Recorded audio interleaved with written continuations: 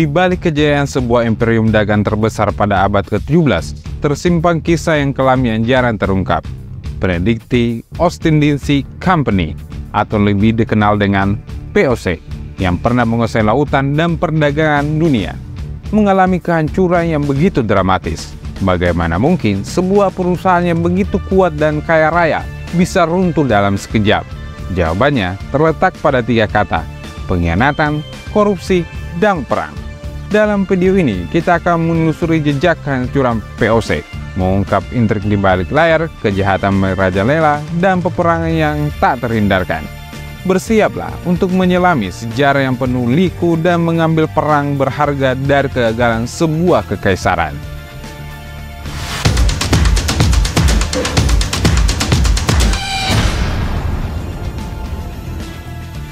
Bayangkan, sebuah masa di mana rempah-rempah adalah emas dan jalur perdagangan dunia mengelilingi benua demi benua. Di tengah persaingan ketat inilah, berdirilah sebuah kekuatan besar yang akan mengubah sejarah perdagangan selamanya. Prediksi Ostindisi Company, atau lebih dikenal dengan POC, dibentuk pada tahun 1602 oleh pemerintah Belanda. POC didirikan dengan satu tujuan, menguasai perdagangan rempah-rempah dari timur ke barat. Dengan monopoli yang diberikan oleh negara, POC memiliki kekuatan untuk membuat perjanjian, membangun benteng, bahkan menjalankan perang. POC segera mendirikan pos-pos perdagangan strategis di seluruh Nusantara, dari Batavia yang dikenal sebagai Jakarta hingga Maluku, pusat dari cengkeh dan pala. Keberanian dan ambisi mereka mengubah wajah perdagangan global, menjadikan POC perusahaan multinasional pertama di Indonesia. Dengan armada kapal yang tak tertandingi dan kekuatan militer yang kuat, POC menguasai lautan, menjalin hubungan dagang dengan berbagai kerajaan lokal, dan mengumpulkan kekayaan yang luar biasa. Mereka bukan hanya pedagang yang tetapi juga penjelajah dan penakluk. Namun, di balik kejayaan ini, tersembunyi kisah-kisah gelap yang akan membawa POC ke ambang kehancuran. Apa yang sebenarnya terjadi di balik layar? Bagaimana sebuah kekaisaran perdagangan yang begitu besar bisa runtuh dengan seketika? Di balik kekuatan dan kejayaan POC, terdapat bayang-bayang pengkhianatan yang perlahan menggerogoti pondasi perusahaan ini. Pengkhianatan yang datang dari dalam, dari orang-orang yang seharusnya menjaga dan membesarkan POC. Para pejabat POC memiliki kekuasaan besar dan akses terhadap kekayaan tak terhingga, mulai menggunakan posisi mereka untuk keuntungan pribadi. Dalam upaya meraih kekayaan yang lebih besar, mereka mengkhianati perusahaan yang telah memberikan mereka kekuatan. Salah satu contoh pengkhianatan yang mencolok adalah praktik kecurangan dan perdagangan. Para pejabat tinggi POC mulai melakukan perdagangan gelap, menjual rempah-rempah dan barang dagangan lainnya untuk keuntungan pribadi. Mereka memanfaatkan jalur perdagangan resmi POC untuk kepentingan diri sendiri, merugikan perusahaan, mengurangi pendapatan yang seharusnya masuk ke POC. Tak hanya itu, beberapa pejabat POC juga menjalin hubungan rahasia dengan para pesaing, membocorkan informasi penting tentang rencana dagang dan rute pengiriman.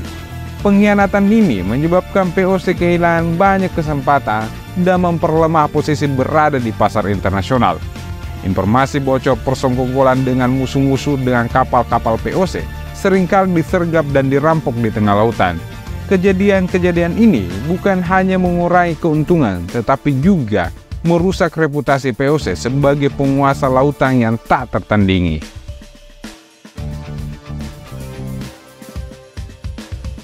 Korupsi yang merajalela di dalam tubuh POC adalah salah satu faktor utama yang mempercepat kehancuran mereka.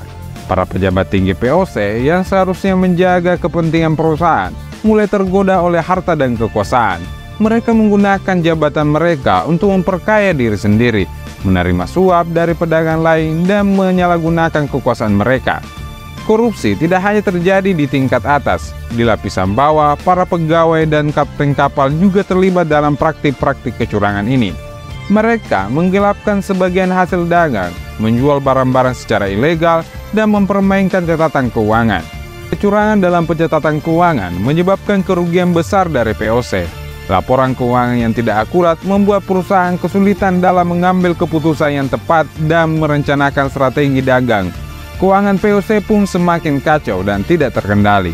Praktik korupsi juga berdampak pada operasional di lapangan. Kapal-kapal POC seringkali digunakan untuk mengangkat barang-barang ilegal, merugikan perdagangan resmi, dan menurunkan reputasi POC di mata mitra dagang mereka.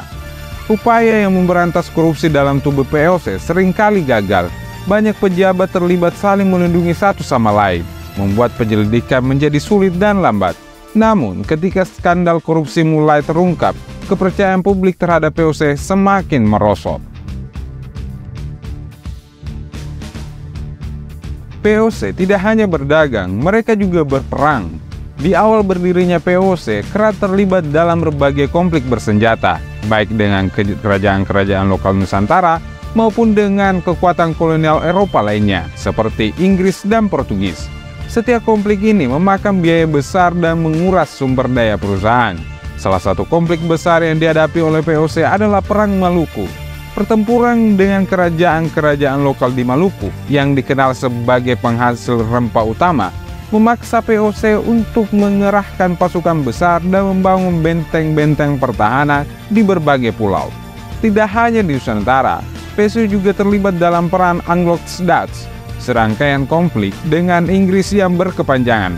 Pertempuran ini bukan hanya terjadi di lautan, tetapi juga berbagai koloni mereka di Asia dan Afrika. Setiap kali POC kalah dalam pertempuran, mereka kehilangan wilayah, kapal, dan tentu saja keuntungan besar. Namun, ancaman terbesar datang ketika Eropa dilanda Perang Napoleon. POC yang sudah lama akibat korupsi dan pengkhianatan tidak mampu bertahan menghadapi guncangan besar ini. Perang di Eropa memaksa Belanda untuk memutuskan perhatian dan sumber daya mereka ke dalam negeri, meninggalkan POC tanpa dukungan yang memadai. Di tengah kekacauan ini, POC harus menghadapi serangan dari pasukan Inggris yang melihat kesempatan untuk merebut koloni-koloni Belanda. Kekalahan demi kekalahan membuat POC kehilangan banyak pos perdagangan strategis dan sumber daya yang penting. Dalam situasi yang semakin kritis, POC tidak mampu lagi mempertahankan monopoli perdagangan mereka. Beban biaya perang yang terus meningkat, kerugian kapal dan barang, serta kekalahan berbagai front akhirnya memaksa POC untuk mengakui kekalahan.